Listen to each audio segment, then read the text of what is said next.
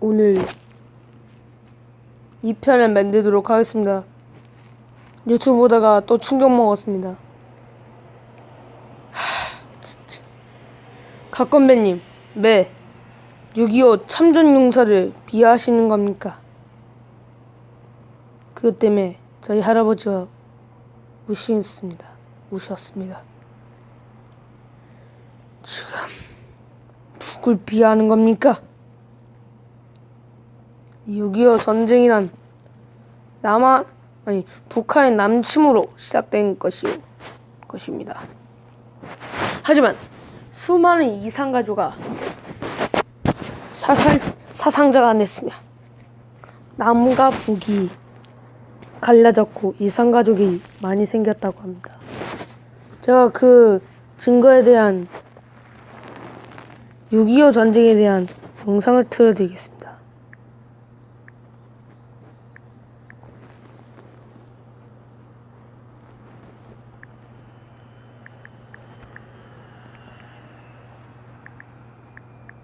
에이씨.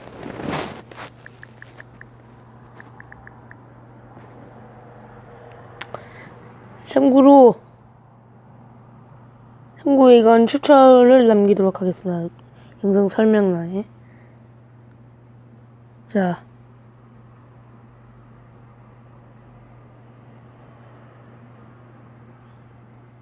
뭘 해야 할까? 그래.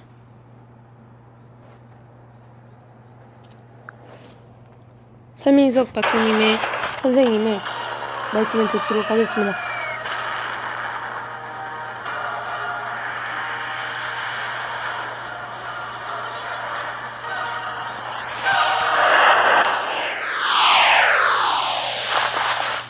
우리 역사를 사랑하시는 대한민국 국민 여러분들 안녕하십니까?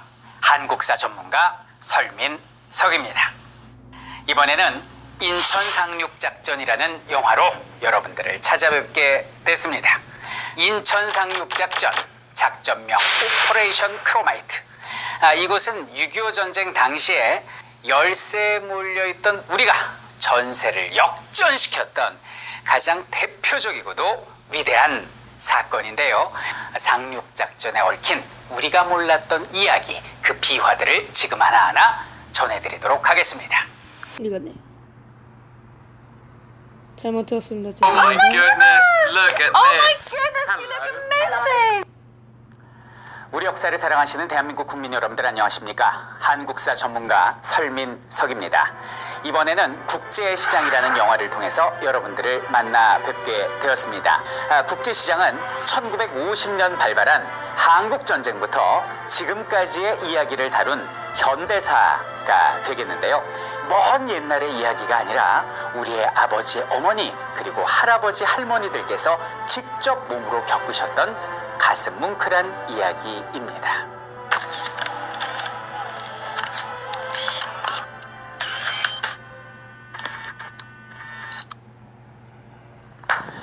동족상잔의 비극, 우리 6.25를 알고 갑시다. 6.25 전쟁의 배경부터 살펴보도록 하겠습니다. 자, 광복 직전으로 한번 가볼게요. 광복 직전에 여기는 소련군은 이미 한반도 북부로 밀고 내려오고 있었습니다. 2차 대전에 참전한 소련은 명분을 어떤 일본군의 무장해제 그리고 우리나라의 어떤 치안 유지를 명분 삼아서 한반도를 이제 밀고 내려왔어요. 이 상황에서 광복이 된 거예요. 그래서 광복과 동시에 북쪽은 소련군이 장악을 하게 됩니다. 그러니까 미군이 가만히 있을 리가 없죠. 그래서 미군도 한 달 뒤인 9월 달에 여기는 남한을 장악을 하게 됩니다. 그 이후로 우리나라는 약 3년간의 미소 군정 시대를 맞이하게 되죠. 그리고 광복 3주년이 되는 1948년 8월 15일 날 남쪽에 대한민국 정부가 탄생을 하게 되고, 그리고 같은 해 9월 9일 날 북쪽에는 조선민주주의 인민공화국이 만들어지게 됩니다.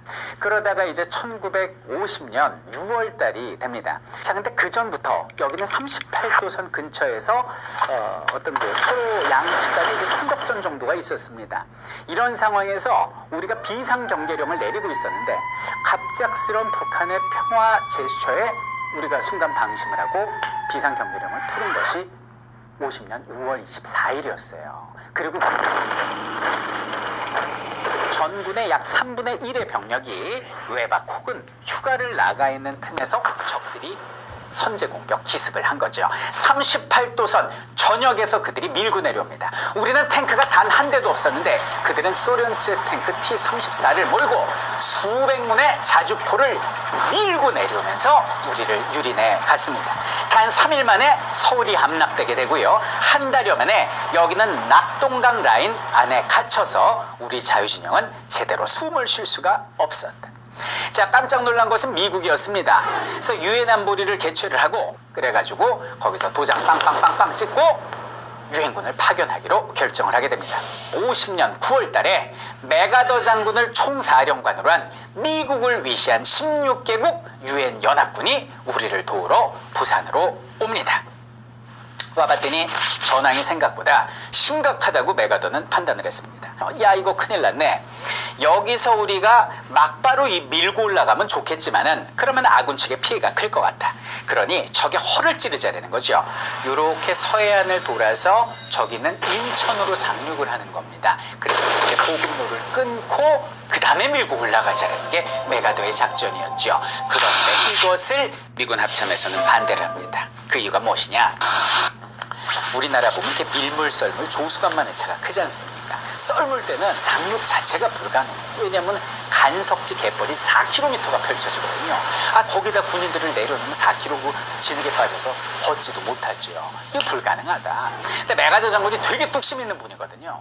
하면 한다 이렇게 된 거죠. 그래가지고 당시 일본 고베하고 요코하마 그리고 부산에서 동시에 군함이 출발합니다. 제주도 남부에서 집결을 해요. 그래서 삥 돌아가지고 9월 15일 날 인천으로 상륙을 하게 된 거죠. 이 기적의 상륙 작전은 대성공을 거두게 됩니다. 이제 북한군의 경우는 보급로를 끊길 위험에 처해졌고요. 심리적인 충격이 엄청났던 거죠. 이것을 바탕으로 우리 국군과 유엔군이 밀고 올라가게 됐습니다. 앞으로 계속 밀고 올라갔죠. 그래서 인천에서 김포를 지나 서울로 들어오는 상륙군과 밀고 올라간 우리 국군이 만나고요. 서울을 9월 28일 날 다시 수복을 하게 됩니다. 그리고 계속 밀고 올라갑니다. 여기는 38도선을 통과한 게 10월 1일. 그래서 국군의 날이 10월 1일인 것입니다. 그리고 10월 19일 날 평양을 우리가 차지하고요. 계속 밀고 올라가서 압록강 두만강 라인까지 우리가 갔어요. 완전히 우리가 통일할 수 있는 기회였습니다. 그때 문제는 중국이었습니다. 당시 중국은 중국공산당이라고 그래가지고 중공군이라고 불렀는데 중국 입장에서는 코앞까지 지금 유엔군이 밀고 들어왔으니까 위기감을 느꼈을 거 아닙니까? 그래가지고 세상에 전투병력을 파견을 하는데 원래 그 뭐 중국 그러면 삼국지 그래갖고 뭐 지략이 뛰어나다 그거 다 필요 없어요. 그냥 전술 하나 인해 전술입니다. 얼마나 군인 숫자가 많았냐면 뭐 속설이겠지만 이런 말이 있습니다. 무기 숫자보다 군인 숫자가 더 많았다.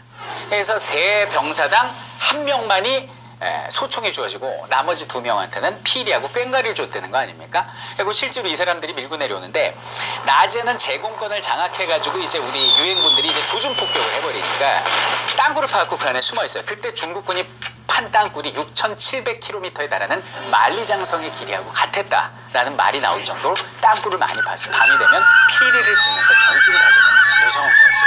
당시 유엔군은 충격과 공포에 휩싸게 됐습니다. 영하 30도에 달하는 개마고온의 추위와 밤마다 30만 명이 부르는 피리 소리. 너무 무섭죠. 그래서 속절없이 우리는 다시 후퇴를 하게 됩니다. 이때 적의 포탄이나 파편에 맞아 죽은 병사보다는 추위에 온몸이 동상으로 썩어가서 죽은 병사가 더 많았다라는 거 아닙니까? 그래서 결국 우리는 51년 1월 4일 날 여기는 서울을 다시 빼앗기게 되니 이것이 가슴 아픈 일사후퇴가 됩니다. 자, 근데 문제는 또 여기 있었습니다. 중공군들한테 퇴로를 차단당한 미국의 10군단 같은 경우는 보시다시피 여기는 흥남부두에 고립이 돼 있었습니다. 그럼 여기는 배로 탈출을 시켜야 될 거 아닙니까? 그래서 미군 10만 명이 군수물자 35만 톤을 가지고 여기서 탈출하려는 엄청나게 큰 작전을 세웠으니 이것이 바로 흥남철수였어요. 근데 당시 미군들한테는 눈앞에 놀라운 상황이 펼쳐지게 됩니다. 문제는 뭐냐면 피난민 10만 명이 몰려든 거예요. 우리도 데려가 달라는 거죠. 우리는 유엔군한테 끝까지 협조했던 사람들입니다. 만약에 북한군이 우리 마을을 점령하게 되면 우리는 모두 죽어요. 학살당합니다. 제발 우리를 데려가세요라고 호소를 합니다. 미군은 고민했죠.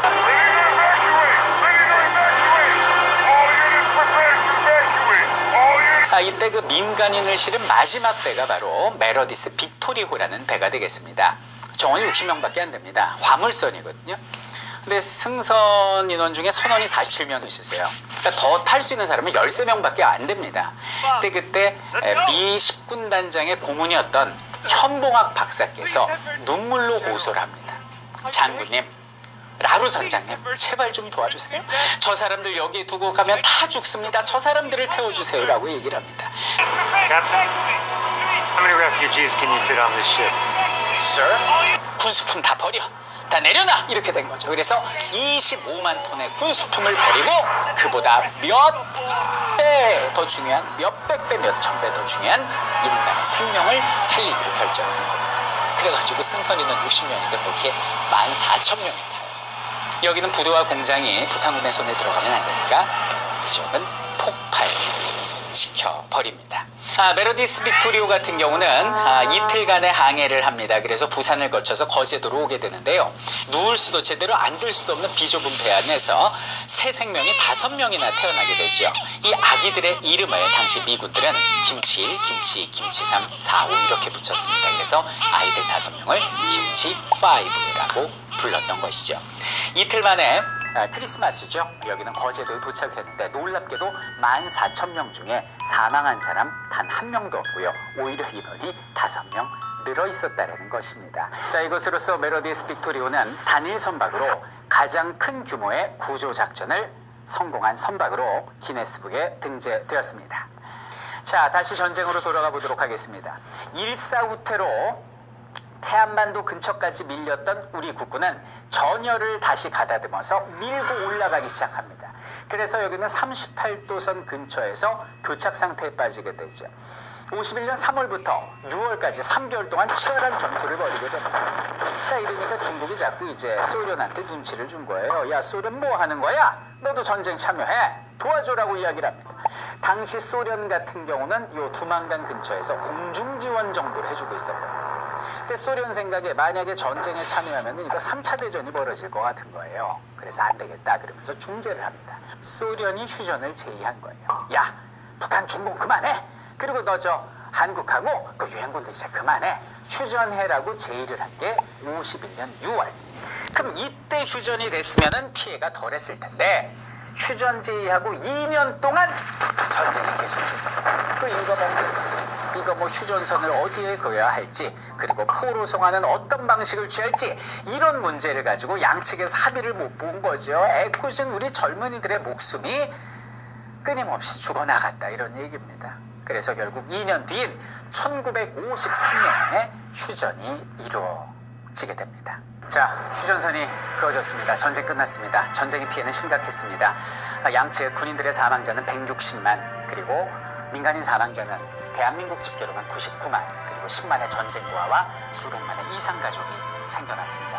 경제 규모 120개국 중에 110위, 꼴찌에서 두 번째였습니다. 1950년대, 60년대는요, 우리가 전쟁했던 북한보다도 못 살았습니다. 폐허였습니다. 아무것도 없었습니다. 우리는 이제 어떻게 해야 될까요? 그 이후에 우리 아버지, 어머니, 할아버지, 할머니들께서 겪으셨던 눈물겨운 이야기 지금부터 시작합니다. 한국전쟁이 휴전에 이르게 됩니다. 우리는 그때 폐허였습니다. 아무것도 없었습니다. 어떻게 살았을까요?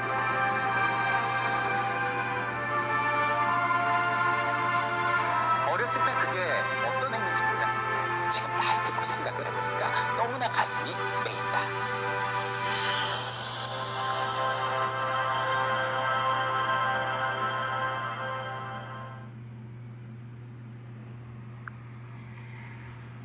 인생 길어? 야, 보셨습니까? 이것이 6.25의 6.25의 상태였습니다.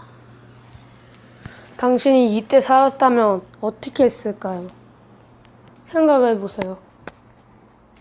6.25가 얼마나 아픈 역사인지 당신은 모르겠지만 얼마나 큰 역사이고 아픈 역사인지 당신은 잘 모를 겁니다. 이걸 듣고 잘 생각해 보시기 바랍니다. 끝입니다.